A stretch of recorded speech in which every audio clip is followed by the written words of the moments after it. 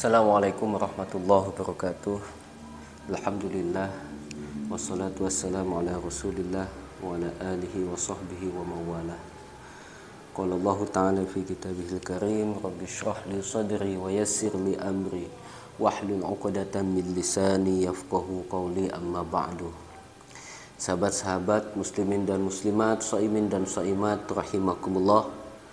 Syukur alhamdulillah sampai saat ini Allah masih memberikan kita kesempatan serta kemauan untuk menjalankan kewajiban kita sebagai umat Islam, yakni melaksanakan ibadah puasa. Semoga puasa yang kita laksanakan menjadi puasa yang benar-benar memberikan pengaruh yang positif pada kehidupan kita nanti setelah pergi dan setelah meninggalkannya kita terhadap bulan Ramadan. Mari kita lanjutkan kajian kitab Risalah Al-Jami'ah wa Tadhkirah An-Nafi'ah ini. Pembahasan pada hari ini, tepatnya pada, kalau nggak salah sih hari ke-12 ya, hari ke-12 dari bulan suci Ramadan. Pembahasannya tentang solat sunnah. Bismillahirrahmanirrahim. Qala al-musannif rahimahullah wa nafa'ana bihi wa bi'ulumihi fid dharain amin. As-salawatul masnunatu. Pembahasan tentang solat sunnah. Wal 'idani wal kusufani wal witru sunanun muakkadatun.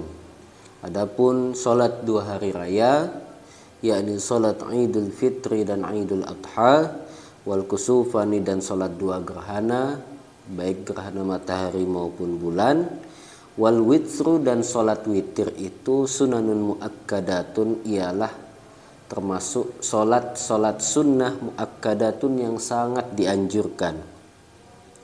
Jadi muakkadah ini hampir bisa dipastikan Rasulullah sangat jarang sekali meninggalkan dari melakukan solat sunnah ini. Makanya disebut solat sunnah muakkadah, solat yang sangat dianjurkan.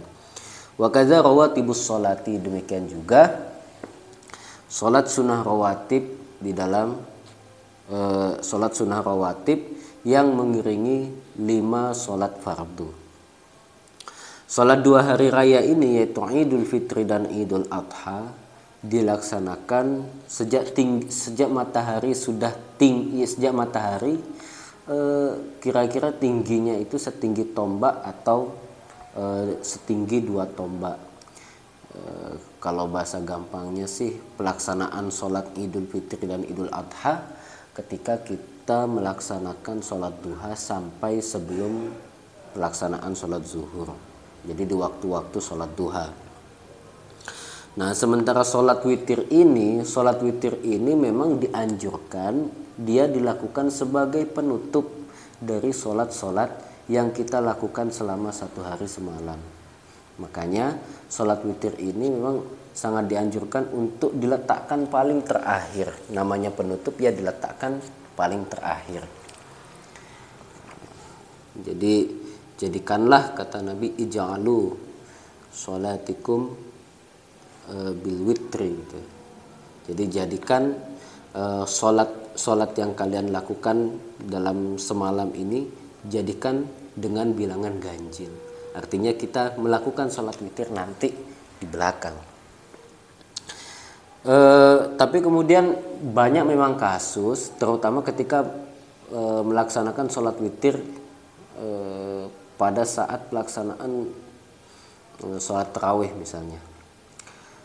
Banyak yang bertanya misalnya, apakah setelah kita melaksanakan sholat witir berjamaah bersama imam setelah pelaksanaan sholat tarawih itu masih boleh kita melakukan sholat sunnah, masih boleh kita melaksanakan sholat sunnah nanti ketika bangun pada waktu sahur misalnya.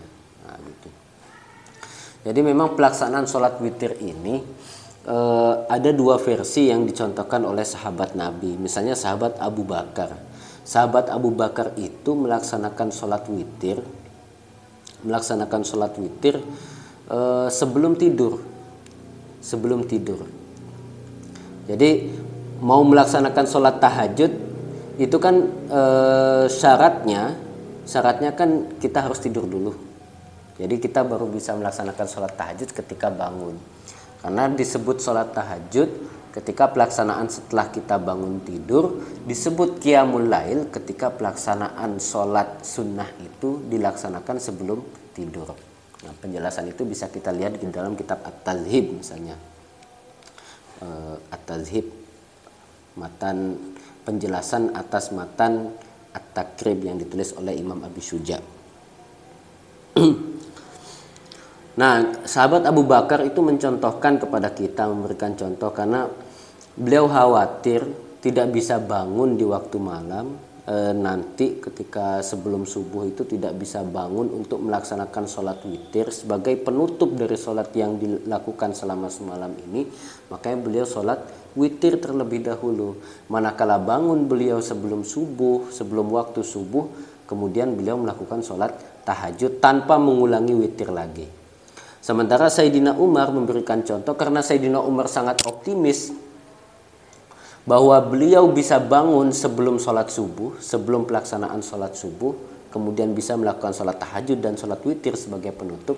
Makanya Sayyidina Umar melaksanakan sholat witir itu nanti ketika bangun tidur, tepatnya ketika setelah pelaksanaan sholat tahajud.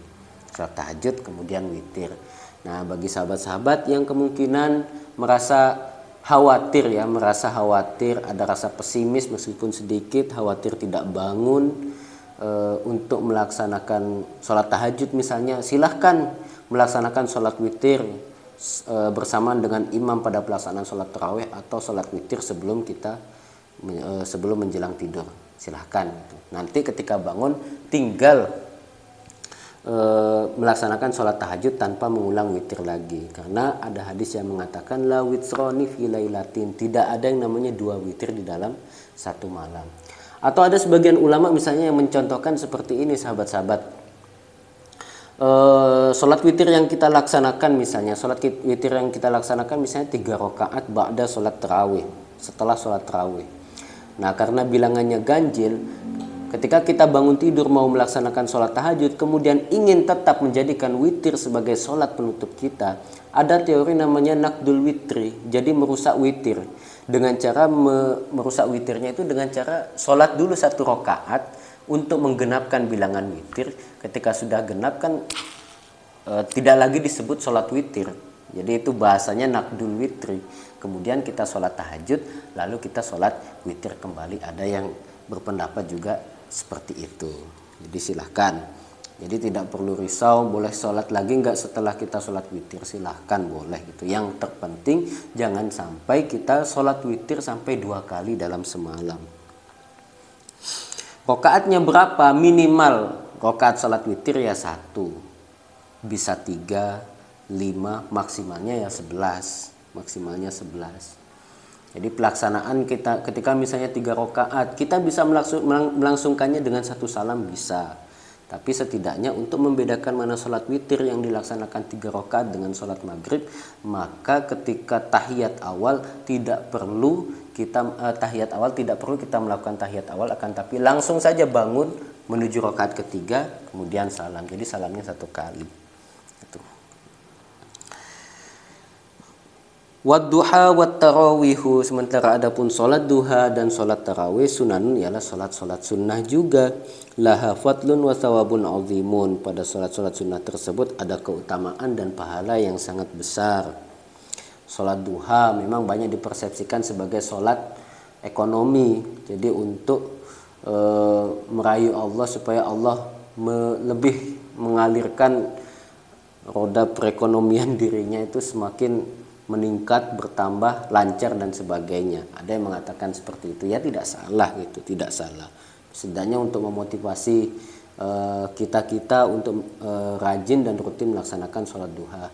Tapi yang perlu digarisbawahi sahabat-sahabat sekalian, bahwa dalam pelaksanaan sholat duha, bahwa dalam tubuh kita ini kan terdapat sendi-sendi.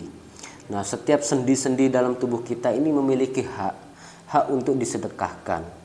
Jadi bersedekah tidak hanya dipersepsikan dengan memberikan uang atau materi, tapi kita melakukan kebaikan-kebaikan itu adalah bagian dari contoh sedekah. seperti mensedekahkan kebaikan yang dilakukan oleh tubuh atau sendi pada tubuh kita. Jadi melaksanakan sholat duha itu bagian dari sodakoh tubuh kita untuk melakukan kebaikan, yaitu sholat duha. Itu sholat duha. Itu contohnya. Bahkan dari guru kami pun mengajarkan bahwa doa yang warid dari Nabi tentang sholat duha itu Allahumma gfir wa tub Allahumma gfirli wa tub alayya innaka antat tawwabur rahim. Jadi pada intinya adalah meminta ampunan kepada Allah. Karena diampuninya kita, diterimanya tobat kita itu adalah rezeki yang luar biasa sekali sebenarnya dibandingkan rezeki-rezeki materi yang lainnya. Sementara sholat tarawih ini adalah sholat yang memang khusus dilaksanakan pada bulan suci Ramadan saja. Jumlah rakaatnya berapa? Ya ada yang bilang 8, ada yang bilang 20, bahkan ada yang berpendapat sholat tarawih itu jumlah rakaatnya sampai 36. Yaitu mazhab Imam Malik. Kok bisa sampai 36? Jadi ada rasa cemburu atau iri hati dalam melaksanakan ibadah sholat tarawih misalnya. Imam Malik yang pada saat itu berdomisili di Madinah, jadi di Madinah itu berpendapat amalu ahlil Madinah itu, perbuatan orang-orang Madinah itu sebagai perbuatan yang warid dari Nabi, karena mereka cukup lama berkecimpung atau hidup bersama Nabi, orang-orang Madinah. Jadi tradisi turun-temurun dari Nabi lah. Makanya menurut madhab Malikiyah, amalu ahlil Madinah itu dianggap sebagai salah satu sumber hukum Islam. Nah sementara di Mekah, sahabat-sahabat, di Mekah setiap kali melaksanakan sholat tarawih, misalnya 4 rakaat dengan 2 salam, kemudian penduduk orang yang sedang sholat tarawih di Mekah, di Ka'bah itu langsung melaksanakan tawaf. Setiap 4 tawaf. 4 tawaf. Jadi kan total berapa kali tawaf? Total 4 kali tawaf. Karena 4 rakaat yang terakhir langsung doa sholat witir. Jadi total 4 kali 4 kali tawaf. Dapat 4 rakaat tawaf. 4 rakaat tawaf sampai 4 kali seperti itu. Nah, supaya di Madinah itu setidaknya pahala atau ganjarannya sama, maka kemudian mereka termotivasi untuk menambah rakaatnya. Jadi 4 dikalikan 4 kali juga, maka jumlahnya menjadi 16. Sehingga yang awalnya 20 rakaat kemudian ditambahkan dengan 16, maka menjadi 36 rakaat. Nah, jadi ceritanya seperti itu. Jadi silahkan mau 8, mau 20, atau bahkan ada yang mau mengambil 36, silahkan. Tapi yang masyhur atau yang lumrahnya adalah 20 rakaat. Jadi yang punya 8 rakaat pun tidak perlu merasa yang paling sunnah. Demikian juga yang 20 rakaat tidak perlu merasa bahwa dirinya lebih utama karena al-ajru biqadri ta'ab. Karena ganjaran atau amal ibadahnya itu lebih banyak daripada yang 8. Gitu. Mungkin cukup sekian sahabat-sahabat sekalian. Kita lanjutkan dalam pertemuan selanjutnya. Wallahu a'lam bishawab. Wassalamualaikum warahmatullahi wabarakatuh.